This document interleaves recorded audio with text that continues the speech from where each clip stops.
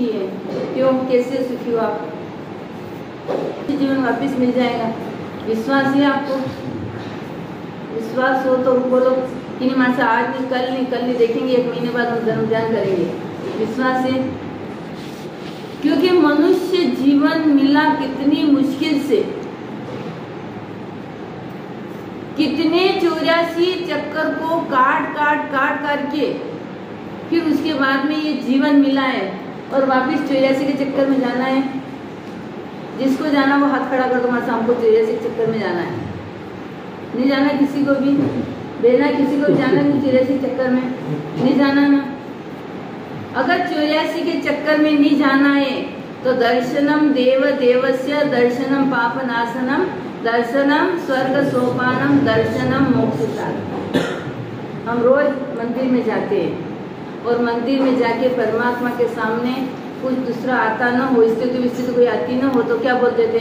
दर्शनम देव देवस्य दर्शनम पाप नाशनम दर्शनम स्वर्ग सोपानम दर्शनम मोक्ष। एक छोटा सा श्लोक है, लेकिन इसके अंदर बात कितनी बड़ी बताई। किसी को नहीं जाना 84 के चक्कर के अंदर, तब बात सुनना। दर्शनम देव देवस्य, किसके दर्शन कर रहे हैं? तो परमात्मा के दर्शन कर रहे हैं।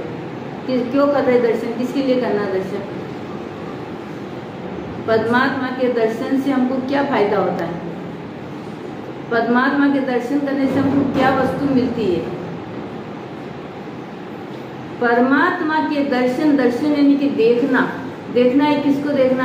हमारी आत्मा के द्वारा परमात्मा के दर्शन करना। किसके दर्शन करना? हमारी आत्मा के द्वारा परमात्मा के दर्शन करना। परमात्मा का स्वरूप को जानना, परमात्मा कैसे थे। हम और परमात्मा एक ही साथ जन्मे, एक ही साथ खेले, खाए पिए, सब कुछ एक ही साथ में करा, लेकिन परमात्मा क्या बन गए? वो परम आत्मा बन गए और हम इस संसार की कीचड़ के अंदर फंस गए और 84 की चक्कर काट रहे हैं। आज तक हमारा उत्थान नहीं हुआ। परमात्मा ने एक ही बार जन्म लिया और उनका उत्थान हो गया। हमको भी परमात्मा बनना कि नहीं बनना? बनना है सबको कि नहीं बनना है? अगर परमात्मा बनना है तो क्या बताए? दर्शनम देव देवस्य दर्शनम पाप नाशनम। परमात्मा के दर्शन करने से क्या करता है? पाप का नाश होता है। परमात्मा के दर्शन से पाप हमारे दूर हो जाते हैं। परमात्मा के दर्शन से जो भी संकट आता है वो संकट दूर हो जाता है। परमात्मा के दर्शन से हमारी जो व्यथा होती है वो व्यथा दूर हो जाती है। परमात्मा के दर्शन की हमारे अंदर कोई भी तकलीफ हो, दुख हो, वो परमात्मा के दर्शन से दूर हो जाती है। इतनी ताकत किसके अंदर है? परमात्मा के अंदर है।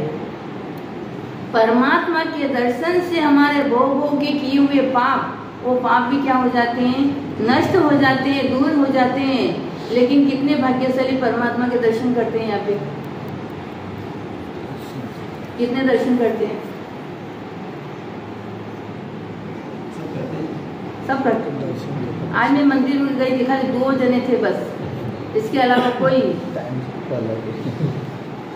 परमात्मा के दर्शन कितने जने करते हैं? कहाँ पे भी परमात्मा नहीं मिलेंगे, वो याद रखना।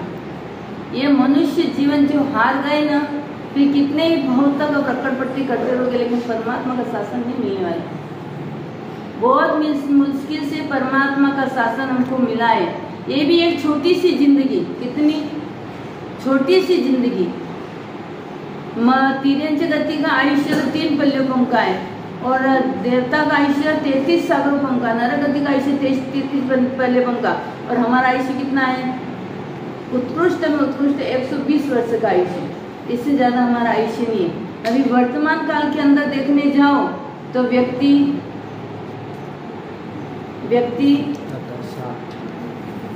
50-40 से ऊपर तो कोई भाग्यशाली होता, 50-60 के अंदर में तो वो पहुंच ही जाता है।